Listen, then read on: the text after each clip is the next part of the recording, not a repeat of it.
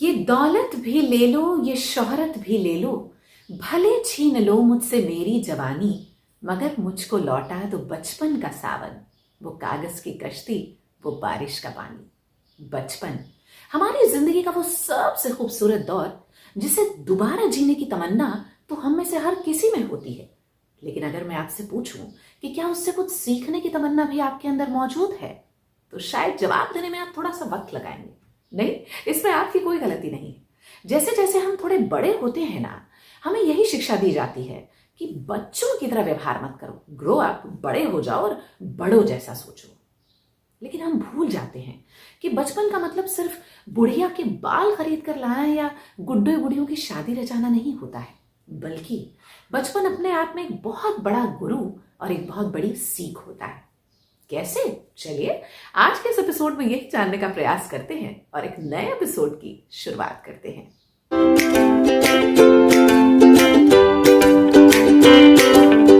Hello friends, welcome to another fresh episode of changing lives, जहां मैं आपकी host और आपकी दोस्त वर्तिका हाजिर हूं एक नई उमंग के साथ करवाने खुद से आपकी एक नई मुलाकात। फ्रेंड्स, याद है आपको जब बचपन में आपके रिश्तेदार आपके घर आया करते थे, आपके चाची, मासी या बुआ, किसी बात पर नाराज होकर जब वो आपको डांट दिया करते थे तो आप शायद सीढ़ी के किसी कोने में मुंह फुलाकर बैठ जाते थे और मन ही मन ये तय कर लेते थे, अगली बार तो मैं बुआ को अपने घर आने ही नहीं दूंगा। लेकिन 10 मिनट बीतते बीतते आप उन्हीं बुआ जी के बगल में बैठे अपने स्कूल और अपने दोस्तों के किस्से सुनाते नजर आते थे, है ना? जाते जाते वो आपके हाथ पर 50 रुपए का नोट रख जाते थे और उनके जाते ही आप वो 50 रुपए का नोट लेकर अपने मनपसंद की चीजें लेने बाहर निकल जाते थे। कहने का मतलब ये है दोस्तों कि नाराजगी तब भी थी, गुस्सा तब भी था, लेकिन हर गैर जरूरी बात को हम अपने दिल से नहीं लगाते थे। हमारी उम्र बेहद छोटी थी, लेकिन हमारे दिल बहुत बड़े थे। क्यों? क्योंकि उस दिल में ना तो ईगो के लिए कोई जगह थी और ना ही उसकी कोई पहचान। इसलिए गैर जरूरी बातों को हम अपने दिल से नहीं लगाया करते थे। जरा सोच कर देखिए, क्या आज भी आप वैसा ही करते हैं, या फिर किसी की नाराजगी जताते ही आपके इंस्टेंट रिएक्शंस बाहर आते हैं? How dare you! वो चाचा जी, मौसा जी या बुआ जी की हिम्मत कैसे हुई मुझे और मेरी फैमिली को कुछ कहने की? और मिनटों में, सिर्फ मिनटों में आप उस आदमी के साथ गुजारा हुआ सारा अच्छा वक्त भूल जाते हैं। यहां तक कि कई बार वो बुरा वक्त भी भूल जाते हैं जिस बुरे वक्त पे उस आदमी ने आपका साथ निभाया था, है ना? कैसा करना उचित है? मैं ये नहीं कहती कि बड़े होने के बाद हमें समझदारी से काम नहीं लेना चाहिए या चीजों को एनालाइज नहीं करना चाहिए, बेशक कीजिए, लेकिन हमेशा हर गैर जरूरी बात को दिल से लगाना जरूरी नहीं होता है, बल्कि कई बार इस पर समझदारी का मलहम लगाना जरूरी होता है। इसलिए अगली बार अगर ऐसा कुछ हो तो अपने बचपन में थोड़ी देर के लिए वापस लौट जाइए और हो सके तो उन बातों को सुलझा लीजिए और भूल जाइए, है ना? तो ये थी बचपन से मिलने वाली पहली सीख। अब चलते हैं बचपन से मिलने वाली दूसरी सीख की तरफ। जरा याद करके देखिए, बचपन में जब आप अपनी कॉलोनी में साइकिल चलाना सीख रहे थे, कॉलोनी में आते जाते लोगों के सामने, बालकनी से झांक रही आंटियों के सामने, अपने दोस्तों के सामने, पता नहीं कितनी बार आप साइकिल से गिरे होंगे और कितनी बार आपने खुद को चोट लगाई होगी। हो सकता है 2-4 बार आपके दोस्त इस पर हंसे भी हों, लेकिन बजाय इसके कि आप डर से या शर्मिंदा होकर खुद को कमरे में कैद कर लेते, दूसरे दिन दुगने जोश के साथ अपनी साइकिल लेकर साइकिल का पैडल मारने आप फिर से बाहर निकल जाते थे। कहने का मतलब यह है दोस्तों कि तब आपके लक्ष्य से मिलने वाली खुशी उन छोटी मोटी चोटों से बड़ी हुआ करती थी। क्या अब भी ऐसा ही है?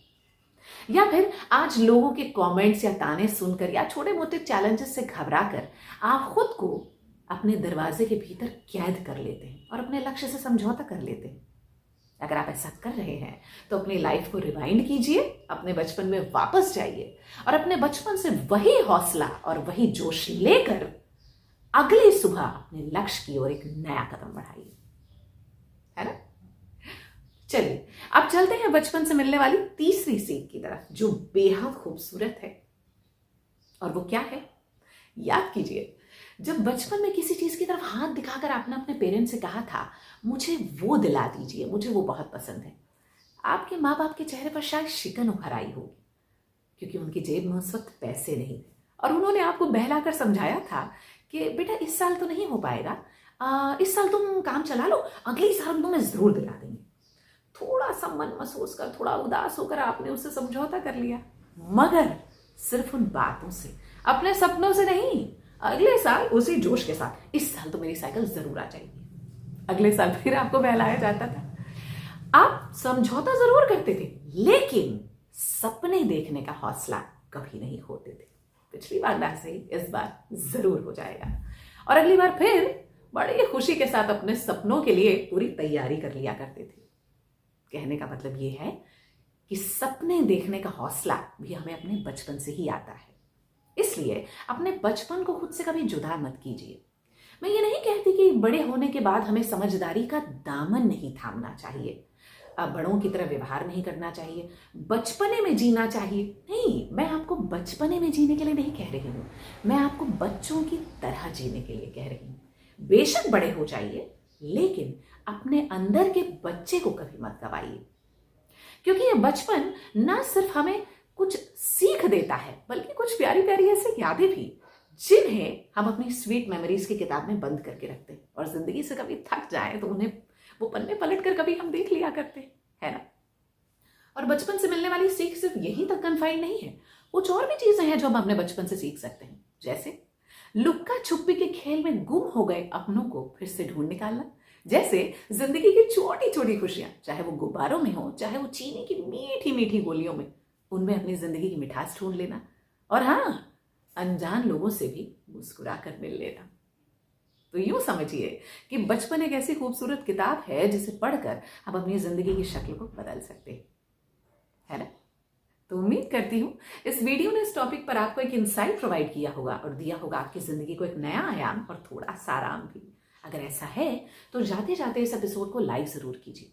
अगर आपको लगता है कि ये किसी और की जिंदगी को भी बदलने में कारगर साबित हो सकता है तो उनके साथ इसे शेयर जरूर कीजिए। अगर चेंजिंग लाइफ्स के सफर में आप मेरे हमसफर बनना चाहते हैं तो इस चैनल को सब्सक्राइब जरूर कीजिए।